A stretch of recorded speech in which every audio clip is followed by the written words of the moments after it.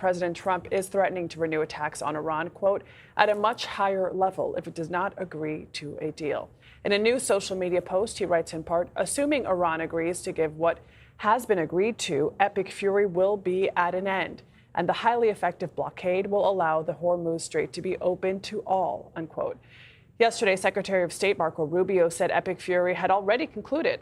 The president also announced he is pausing Project Freedom just one day after the U.S. mission to guide ships out of the Strait of Hormuz began. He cited progress with an agreement with Tehran. We start our coverage with CBS News senior foreign correspondent Holly Williams, who's in Tel Aviv. If you are confused by what the U.S. is doing here in the Middle East, well, so sometimes are we. Yesterday, the Secretary of Defense celebrated the success of Project Freedom, with a total of 2 American-flagged commercial vessels passing safely through the Strait of Hormuz, protected by the U.S. military. But then just hours later, the president said the operation was paused to try to reach a complete and final agreement with Iran. Meanwhile, more than 1,500 ships remain stranded by a waterway that used to carry around 20% of the world's oil. And Iran insists that it is still in control of the strait. The U.S. says the Iranian military tried to disrupt Project Freedom, including with cruise missiles. But the president and other officials maintained yesterday that the ceasefire with Iran was still in place. And to add to the mixed messages, while President Trump has said that fighting with Iran could resume, yesterday the Secretary of State seemed to contradict him, saying that Operation Epic Fury, the offensive stage of the war, is now over. Back to you. All right, Holly, thank you very much. CBS News Chief White House correspondent Nancy Cordes joins us now. Nancy, help us keep track of the mixed messaging, the on again, the off again, that we're getting from the White House. And are we any closer to a deal this time? That is a great question, Adriana. Yesterday, we heard from the president, we heard from the Secretary of Defense, we heard from the Secretary of State that Project Freedom was a breakthrough, that it was going to be highly successful, that it was going to get traffic opened up in the Strait of Hormuz once again, even though only 2 commercial vessels had managed to make it through the strait before the president suddenly announced last night that he was pausing the operation. He said he was doing it at the request of Pakistani officials because there was a possibility within the next 48 hours of a breakthrough with the Iranians, not on a big nuclear deal like the one that he has been pushing all along and saying was necessary, but on a smaller memorandum of understanding to start negotiations in the first place. And Axios this morning is reporting that this would be a 1-page memorandum of understanding, basically laying out the terms of a future deal, basically what they would be negotiating about, and that this memorandum would have Iran agreeing to a moratorium on nuclear enrichment, that the U.S.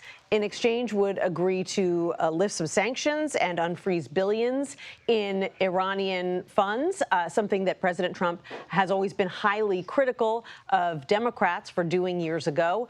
And so the question is this real progress? Are they actually close to signing this agreement? We have had promises before from this administration that that things were getting really close and nothing materialized. So I think we just have to watch and see whether this 48-hour timeline holds and bears any fruit.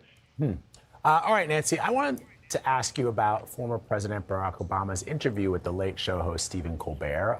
He appeared to criticize some of the indictments, for example, secured by President Trump. I want to play a bit of that.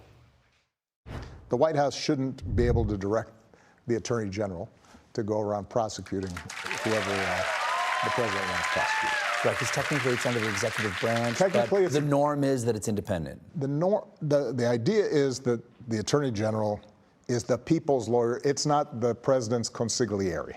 Right.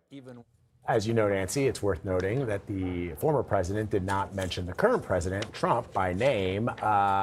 We know that President Trump is not shy about calling out Barack Hussein Obama, as he does in his posts and anytime he's in front of his fans and supporters. But have we had any response from the White House to this? We have had no response from the White House on this particular interview.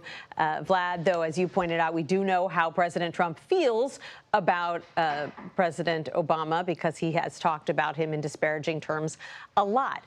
Obama doesn't weigh in on on President Trump all that frequently these days, which is why this interview is getting a lot of attention. He's obviously referring to recent attempts to indict James Comey, the former FBI director, Letitia James, a prosecutor who went after President Trump. It's obviously a Department of Justice that operates much differently under President Trump than it has under previous presidents, so we'll watch to see if Trump has any response to that criticism, along with some of the other criticisms that Obama made in that interview, such as a point he made about how current presidents, sitting presidents, shouldn't have side hustles, which is a reference to both Trump himself and his family investing in cryptocurrency and real estate abroad